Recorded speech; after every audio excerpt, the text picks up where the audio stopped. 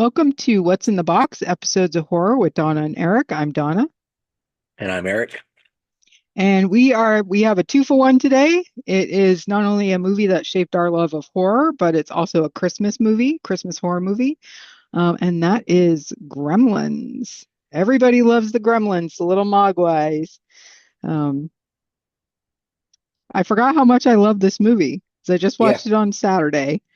Um, I forgot how great it was, how much I loved it, and how enamored I was of the Mogwai of Gizmo.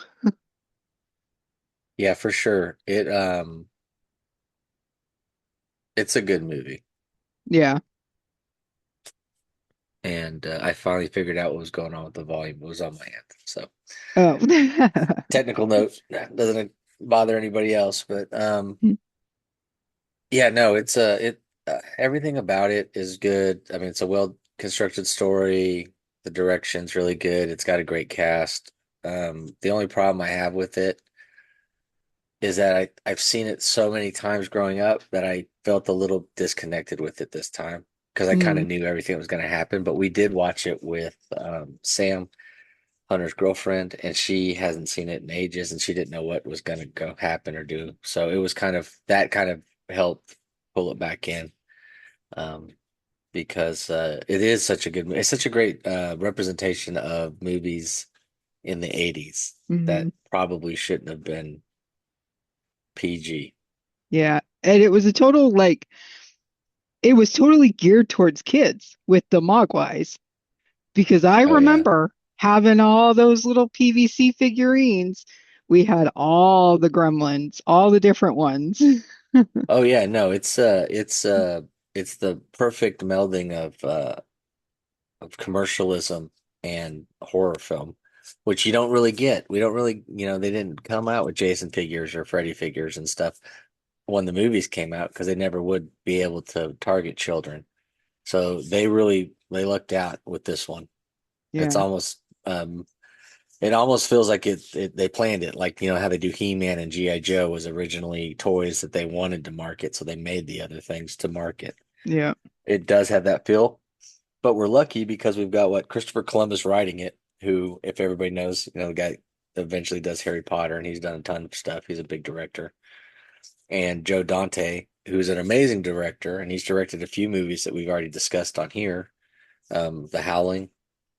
Oh, And okay. then later he did The Burbs, which I don't think we've done, but we'll probably visit next year. And he did a segment of the Twilight Zone movie that came out, I think, a year before Gremlins.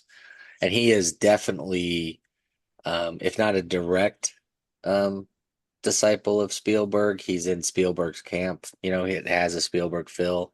This is a Spielberg, Steven Spielberg production.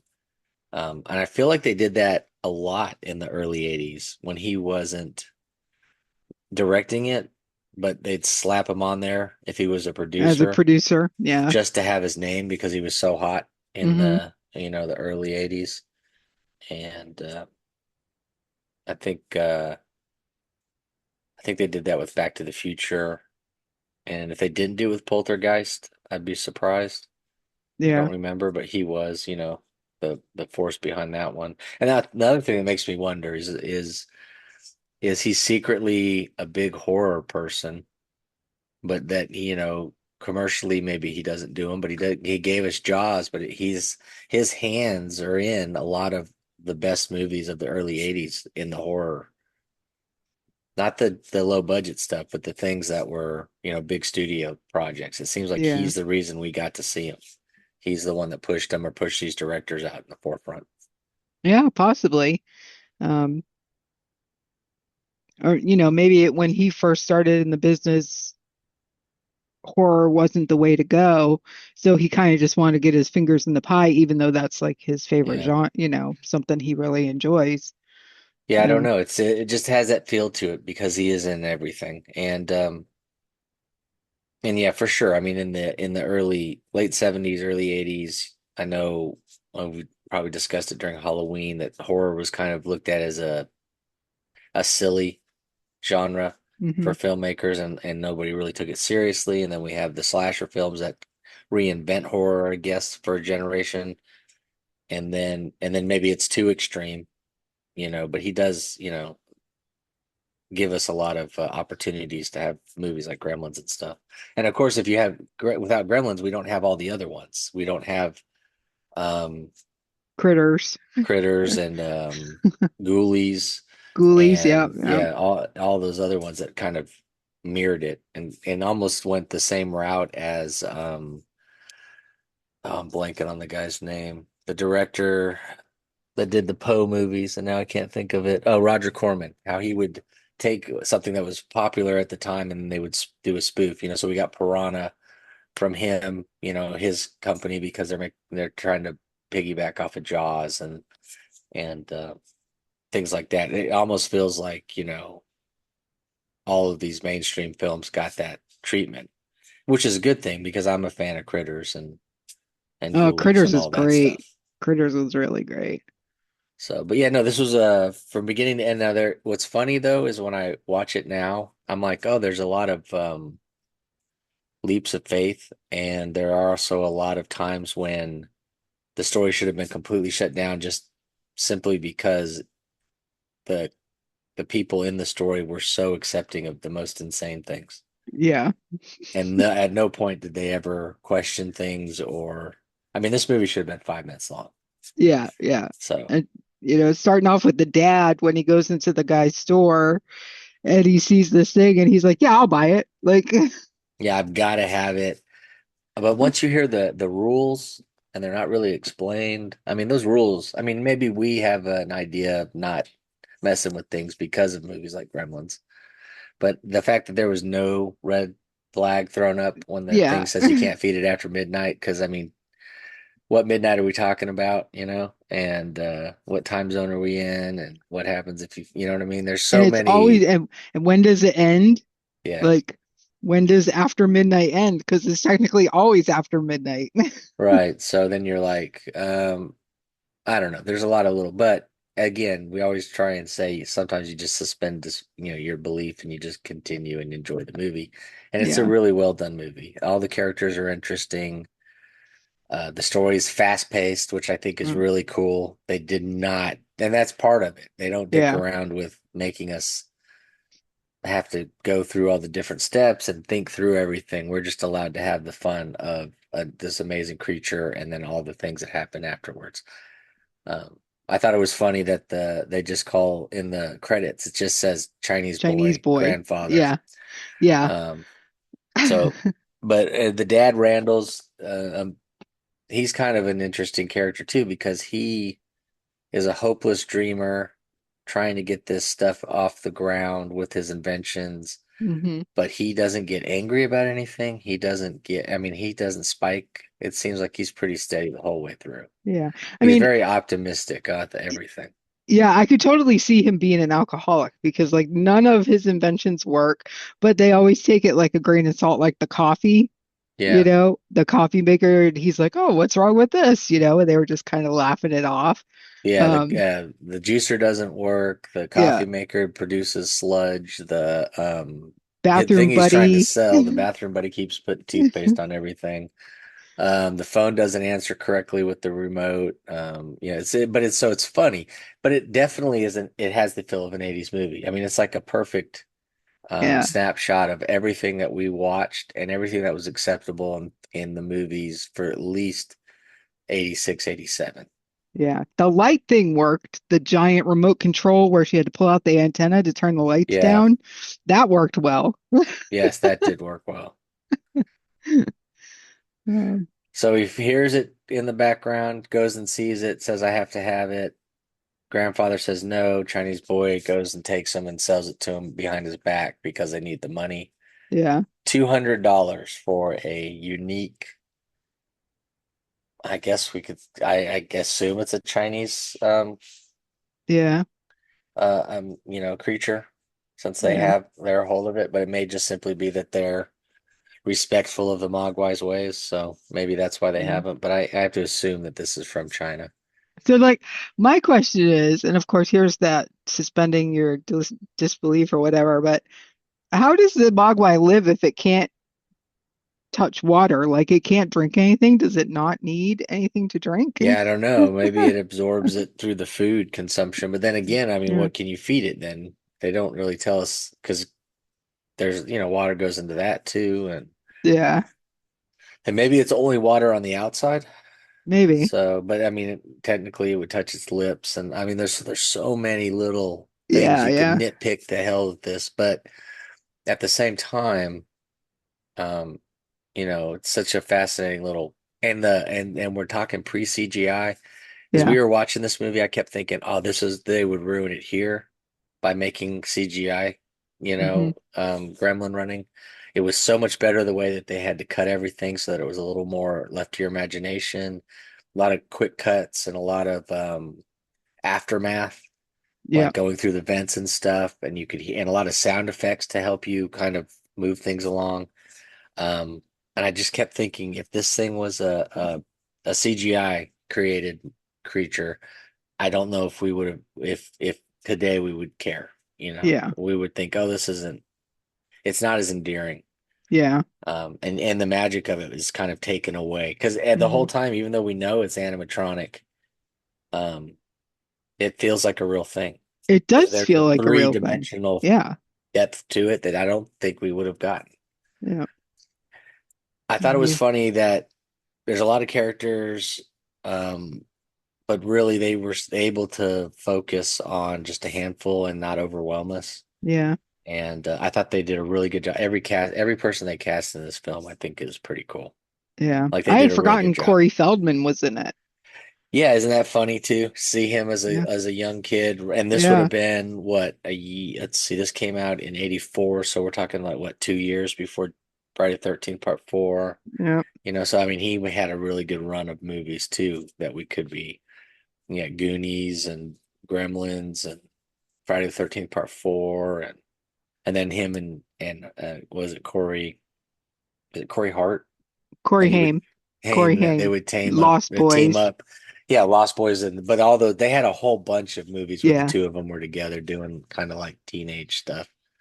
Um, but Billy's mom, and I thought she was probably the best in the movie simply because she had the patience of an angel because she put up with the Yes. father and the inventions, and she didn't complain and Yeah. Billy's nonsense, um, and so I thought she was really well cast and well played. And Kate was, just it's just Phoebe Cates, so. Yeah. Yeah. And she was really big at this time too. You have Fast Times, this, and there's a couple other movies when they were Yeah. trying to make her the next big thing. Yeah. Billy is the worst pet owner ever because Yeah. within 24 hours he like broke every freaking rule. Now he was tricked on one of them, but the Yeah. other one was his buddy, was the kid. Yeah. He's the Yeah. one that spilled the actual water. I thought the best thing though, or the most amazing part, was the dad when he shows him a box of more gremlins or mogwais, and he's like, "Oh well, yeah, water got put on it." I was like, "Man, I don't know if I'd have been that calm because they both Yeah. acted like, well, no big deal." And then dad's trying to figure out how to monetize it already. He's like, "Oh, Yeah. we He's can like, make everybody money." wants one. And all I kept thinking of is, what did I tell you? I told you three things. Don't do three things, and you've already got water on it. Now look at this. And so I thought that was kind of funny how calm the dad was. But, he's almost a mirrored reflection of the mom. And Yeah. she actually has the right to be the most frustrated individual in this town, having Hmm. to deal with all this nonsense. So, Yeah. And Kate, they like really like now I won't say the movie's dark, um, because you got the cute Gizmo and then yeah, when they oh, turn it's into the dark. Gremlins. But then they throw Kate in there with her story. And I was like, She oh, hates oh Christmas. She has a reason to hate Christmas, and now she's going to add the Gremlins to add yeah. to the reason to hate Christmas. But yeah, no, that was the funny thing about movies in the '80s, though, in the early movies, especially ones geared for children.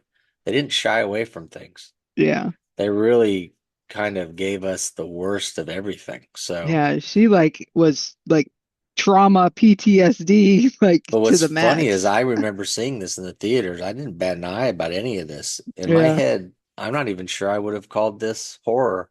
Right? I didn't I honestly never even thought of this as a horror movie. Yeah, it's a Christmas movie with critters and stuff, and Yeah, I mean, obviously, but it's so funny, and but then as you're watching it, it is horrific, and yeah, then you fold in Kate's story about her father, and then you're like, well, yeah, no, this is a terrible thing. yeah, But yeah, we never batted an eye at it, and then there's no way this is PG yeah, if it comes out any other time. You know, this is easily PG-13, or they're taking some of the stuff out. The microwave scene alone probably makes it PG-13. yep. And of course, we got Gizmo, the main. Yeah, he's a good. I don't know. I mean, he's almost just there to make the bad guys, Yeah, but the other stuff's pretty cool too. I mean, yeah, he's a fun character. The singing, the jokes with it, the way he's bonded with Billy, so it's a good thing. And at the end, he is kind of heroic, you yep, know. yep. So he does play a part in it. It isn't just for the one, but you know, without Gizmo, we don't have all the other terrible things going on. Yeah, I love that part. My favorite part with Gizmo is when he's in the car Yeah, that's funny. And I towards the end. remember seeing so many things in the 80s commercials with that, you know, because they really pushed Gremlins down our throats. Oh yeah, I would be shocked if it wasn't a McDonald's thing too, you know, or at least one of them.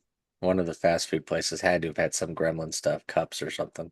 yeah, Um, back when they did really cool things. yeah. Like So the glasses, with yeah, the so Return of the Jedi glasses and the Garfield stuff, and peanuts. We have peanuts, and Star Wars glasses from Burger King. yeah, it's like now you're lucky if you get. Yeah, they're starting to kind of come back. I saw that the Yeah, Grinch meal at McDonald's kind of had some levels to it. So, yeah. But yeah, but Gizmo, total cash grab for them oh yeah, for because 100%. I yeah, kept thinking, did we have a? There must have been a life-sized, you know, because it's only a couple. It would only be yeah, 2, 3 feet tall, like a stuffed animal that everybody had to have during that Christmas time. I'd be shocked if there wasn't yeah, something. yeah. Probably there was. I know my parents wouldn't have bought it for us, but I know we had all like the like I was Yeah, saying I do earlier, remember the little figures. I do the remember the like, figures. yeah, Yeah. and yeah, no, it's a fun little cute character, and Howie Mandel is the voice of Gizmo, Yep. so that's funny too. It's always funny when he pops up doing stuff like that because that's kind of his bag, these weird little cutesy characters. Hmm. And he had an animated series in the 90s, Bobby's World, I think it was called, Yep. and he did the same kind of voices and stuff. So Gizmo. And we have some other I just threw these people, they were the most prominent of the side characters, and they're all like actors you've seen in 1,000 things, especially in the 80s. hmm Um, yeah, of course, Corey Feldman. he's probably the most famous, and of course, he's a little Looney Tunes now, but um, he may have reason to be if some of the stuff he's talking about is true. Um, he might have been taken advantage of at a young age in Hollywood. So Yep. don't put your kids in movies, I guess. Yeah. But the Roy is a scientist, the high school scientist, but still the closest that Billy has to access to somebody who might know what's going on. And of course, that's the thing I don't get is like, so they're told not to do it. He does it. He gets 5 of them. So then he takes Gizmo to the scientist and does it again with the water. Even though it's a small drop and it's only one that's created, he still is breaking the rules without even thinking about it, you know? Yeah. Yeah. Why not bring one of the had they hatched yet? Maybe they hadn't hatched yet. No, they had. And I actually don't think it was Gizmo he brought. I thought he brought Gizmo and they put a little water on his back and then a thing popped out of his thing. Yeah, I think he grabbed one of I think it was one of the other ones. Was it? I was Yeah. thinking it was Gizmo because it seems like him and Gizmo went everywhere together with the Yeah. backpack and stuff. But still, he doesn't need to be doing it, and he's doing it. Especially if there's Yeah. other ones around that they can test on. But I also don't know what is this high school science teacher going to come up with, you know? I don't know. And So, how is he going to run labs? Like, because he drew blood. yeah, yeah. I mean, Like, is what he is, sending it to the college or do they have some sort of system that we don't know about? I don't know. Or is Uh, he just going to smear some on a microscope and look and see what it looks like? Who knows? yeah, maybe that's all he's doing to see if something's going on. I mean, it is a replicant in a way, and so maybe he's Yeah. just trying to figure that out. Mr. Futterman is funny simply because he's the reason we know what the creatures are, and we Yes. know about them because he experienced it in the war. And of course, that's kind of where the Gremlins came from, I think, is World War II and the machinery going bad, and then people, that's what they would just say. The Yeah. Gremlins got to it, and that gave us all the great ideas for it. Yeah. Um, and I thought they did a really good job of giving us kind of the history or the backstory of how a gremlin becomes. Because as a Mogwai, they're for the most part they're not too bad, although Stripe is really Yeah. gross and From the over the get-go. top. Yeah. I Yeah. mean, you can tell he's directing the other ones to do Mm-hmm. bad things, but Yeah. it doesn't feel like they're truly evil until they get into their more their hairless stage, I guess. Yeah. The The creature sheriff was stage. funny simply because him and the deputy, they're about the most useless people ever. Yeah. They don't believe it. They go out and see it, and then they just roll the windows up and leave. They don't do anything, and they leave everything up for two high school kids. I assume Billy's still in high school. Miss Yeah, I don't Deagle, know. Miss Deagle reminded me of all of the evil, like rich villains of the 50s, 60s, and Hmm. 70s. She really was just a character, Yeah. kind of She a hated their stereotype. dog. Yeah.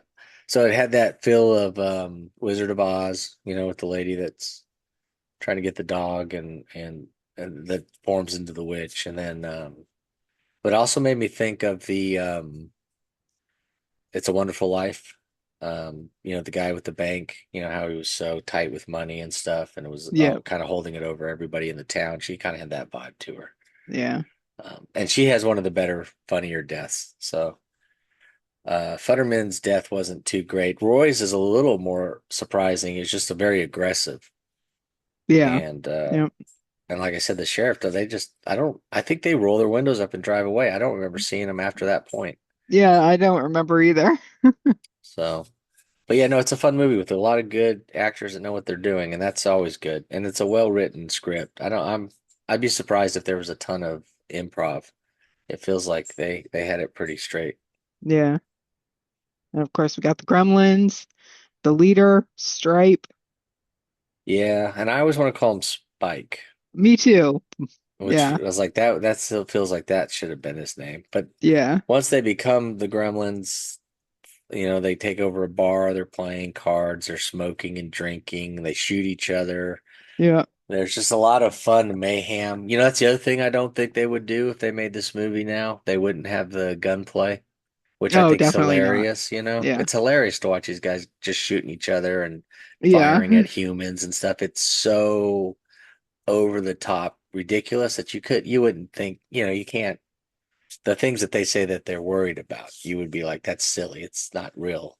Yeah. We've suspended our disbelief, belief on everything else.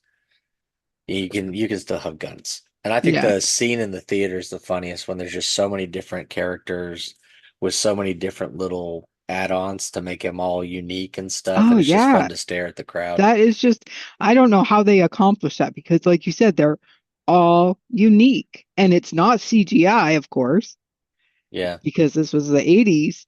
So, very, very talented effects department to Yeah, it's just, really fun.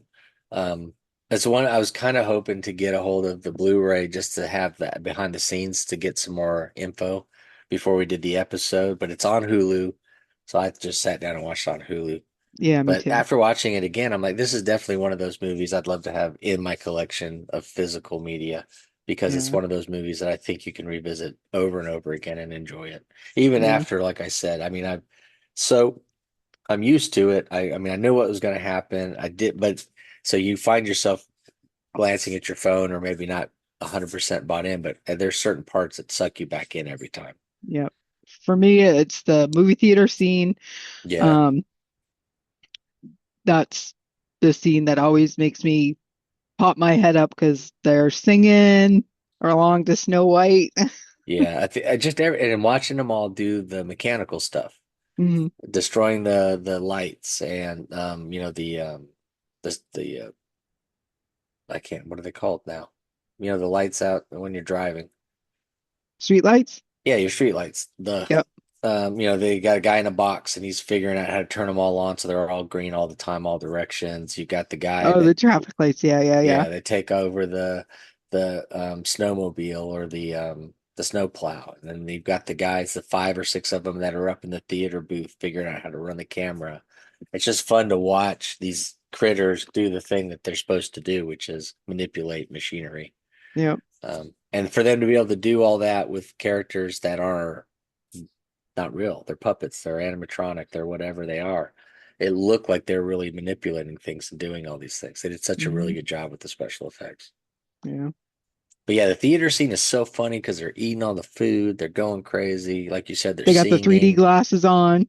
Yeah, they're just having a great time. And that's funny too how they push that because they had the 3D comic and Mogwai's looking at that. And during this period, there was a couple like 84 to 86 where they would keep trying to figure out how to do 3D stuff because we'd get 3D glasses to watch a special program on TV or they would have the comic books in 3D or you could go see a movie in 3D.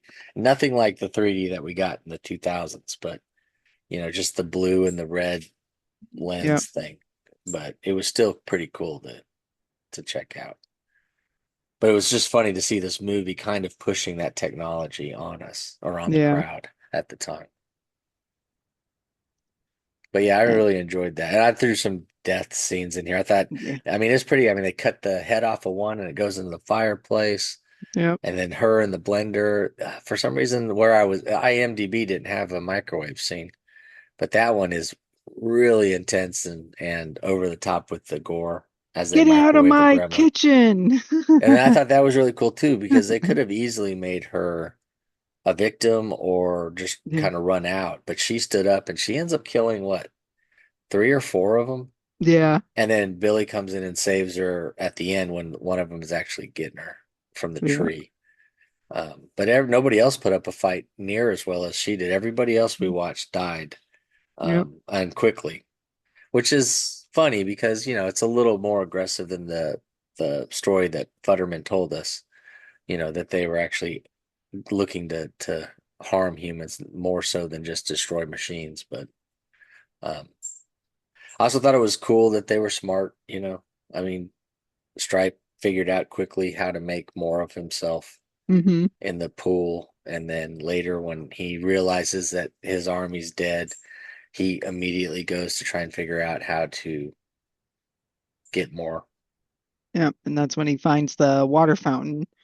And The during that whole time, he's manipulating machineries and weapons. He Yeah, because he uses a went after Billy crossbow. with crossbow, he chainsaw. Yeah, he also if got a gun at the end, Yep. but at one point he was throwing saw blades at him, Yep. and with a lot of force because they were going into the walls behind him, and driving past halfway. So you could tell that they're strong, smart.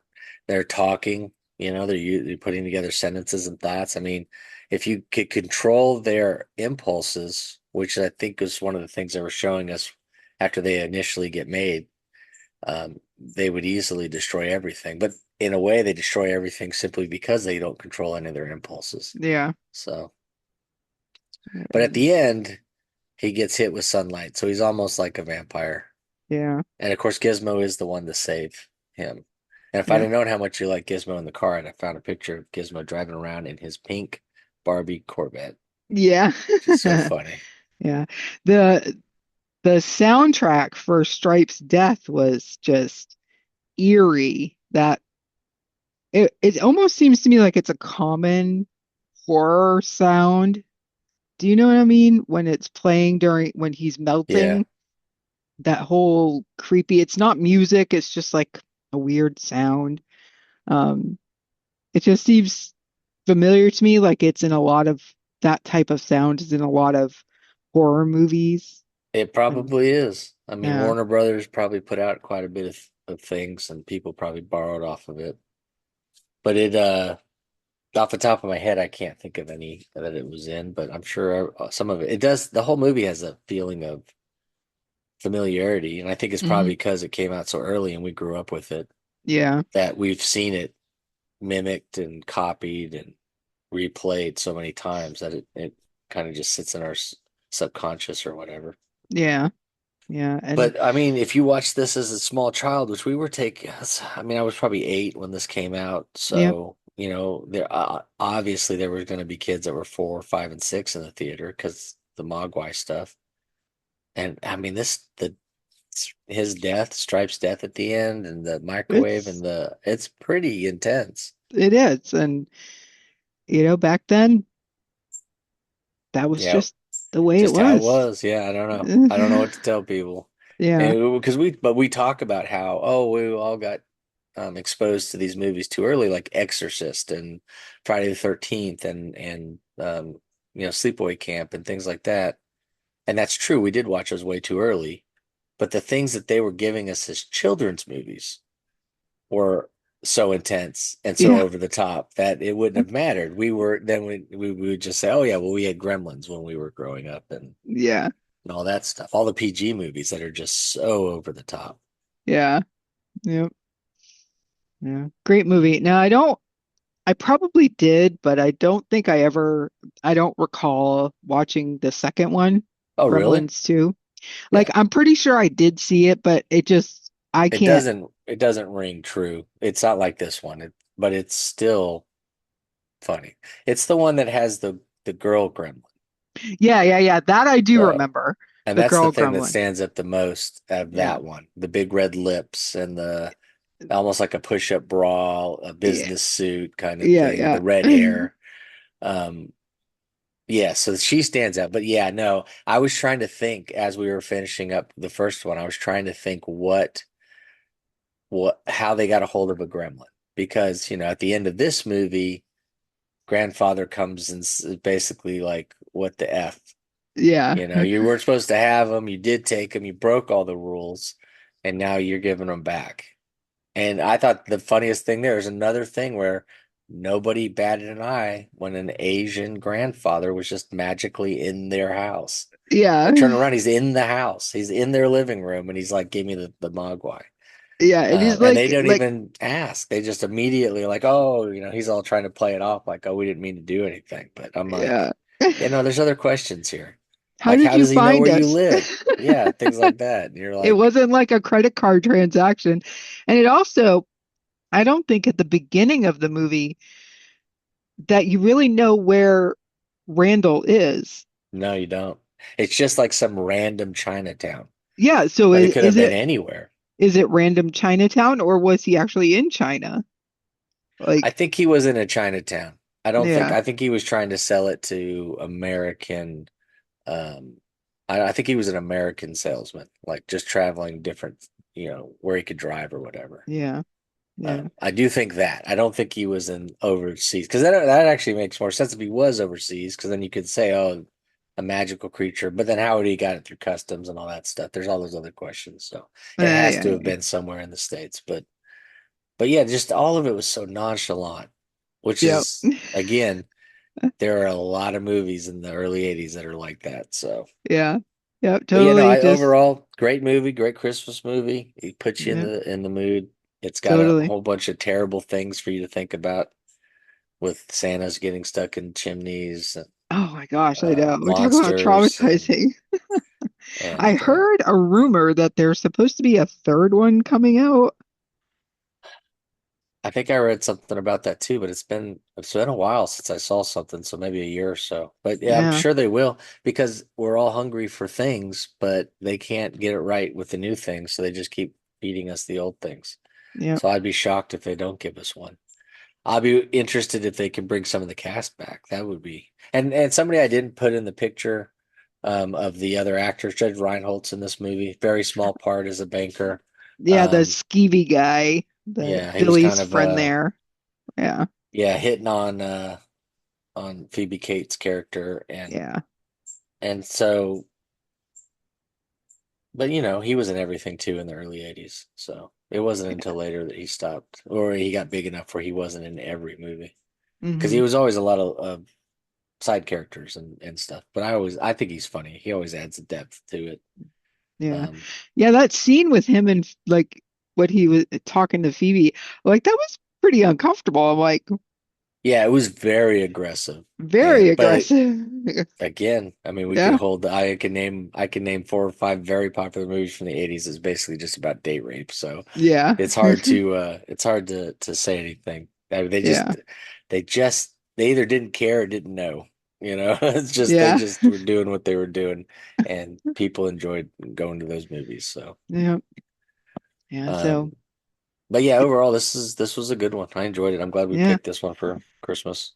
yeah, yeah. It's a good Christmas movie to watch because it's very, very Christmassy because of course Gizmo is a Christmas present Yeah, and for it's his you got the music and the decorations, and everybody's the leaning dog into tied up it. with the lights Yeah, outside. that was pretty fun. We didn't even talk about that, how mischievous the Gremlins were beforehand, Yeah. attacking Yeah, the because dog they and hadn't stuff. even changed and Yeah, they still changed them, tied them they up, tied him up in the lights just hanging there. What and really then caught me off guard though was it was the middle of the night that he got the dog off of the lights, but then all of a sudden it's morning and he's still using a towel to dry the dog off. And everybody was up and dressed and ready to go to work and the sun yeah, was out. yeah, So I was like, wait a minute, did we just time hop a little bit? yeah. It's one of those famous '80s cuts Yeah.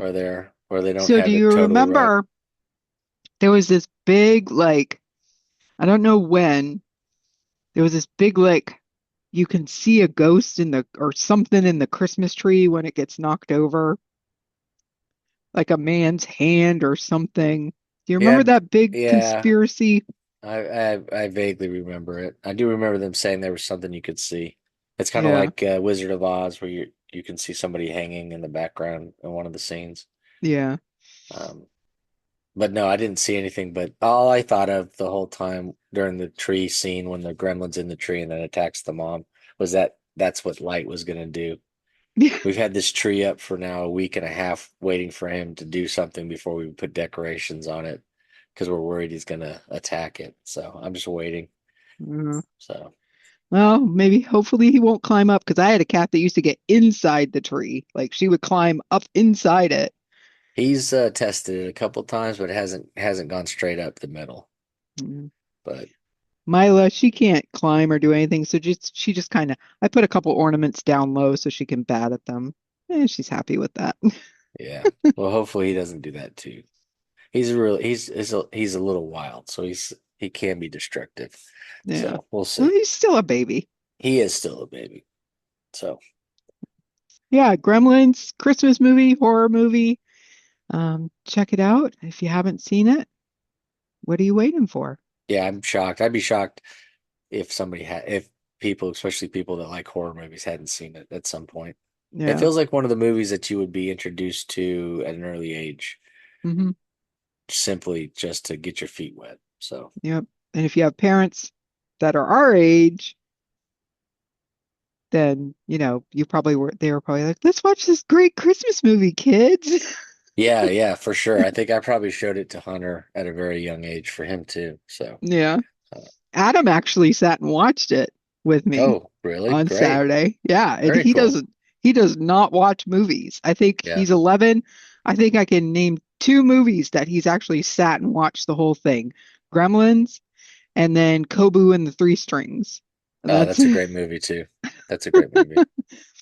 Um, yeah, well, you know what? It tells you one thing. It's one thing. They knew what they were doing in the 80s. Hmm. They knew how to make a movie that was entertaining, and they what was it, an hour and a half maybe? I mean, Yeah. they got to the point, and there was no meat on those bones. They did not overwhelm us with the information. And in a movie like this, I appreciate that. We don't need a bunch of backstory, and the little bit Yep. of backstory they did give gave it just enough flavor for you to connect with the characters and stuff. So they did but again, we're talking about Chris Columbus, so it's not like we're talking about a guy who doesn't know what he's doing. So even Right. though this was early in his career, Yep. So yeah, but check it's it out. funny. Yeah. Well, I was gonna say it's funny because 2 years later he did The Howling, not Columbus, but Dante, the director. I almost want to go back and watch The Howling now and compare the style, Oh of yeah. Gremlins Yeah. versus The Howling, because Gremlins didn't have any ridiculously long transformation scenes. It was pretty quick. Yeah. So what Yeah, happened? there's What happened to Dante that he decided we had to have a 6 hour werewolf changing scene? yeah, that's true because when they popped out, when he got wet, they grew right away. Yeah, And then when they changed, they got in the pods or the eggs, whatever you want to call them. And I then guess they, technically they waited a little bit, but we didn't have to sit through it. So yeah, when yeah, they hatched, they were the way they were going to be. They weren't. but I think people should um, revisit his filmography though, because I mean we're talking about a guy that really did affect. If we want to talk about movies that affected our our love of horror, this is a guy that actually did that. Dante, Yep.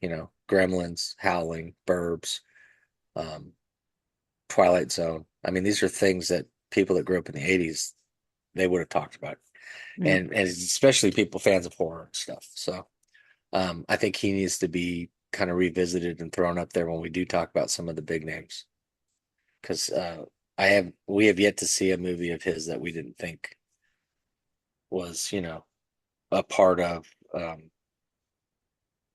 the reason why horror is the way is accepted and Yeah. is loved The as it is. legacy, Yeah. the legacy of horror. I mean, It definitely makes me rethink about when I go and look at these IMDb pages and I keep seeing those names pop up over and over mhm, again. I'm like, oh yeah. He also directed Piranha, as I said earlier. I was talking about how that was a um, piggyback on Jaws, but I mean that if you go back and watch it, even though it's campy and silly in some spots, it's still one of those movies that I think holds up too, and especially for B-level movies. yeah, And without Piranha. B-level horror, Yeah. we really I don't know if it's as fun as I don't know. It's just those movies are so important for the almost the foundation of the more people accepting horror, seriously. You need some Yeah. of that schlocky stuff that kind of lets you spread it out and stuff, but also gives you the foundation of where these other people are going. So, Yeah. Piranha actually terrified me. oh yeah, Um, there's a better chance there's piranha in those waters than there was a shark. Yeah. yeah, and terrified me so much that this pet store that we went to, uh, we were living in Colorado at the time. Um, we went into this pet store to buy a turtle, and they had a huge tank of piranha. Oh, that's And I crazy. was terrified to even walk by the tank. And you could Right? like buy a goldfish and feed them. Wow. And they didn't have just like three. There was like a school of piranha in this huge tank.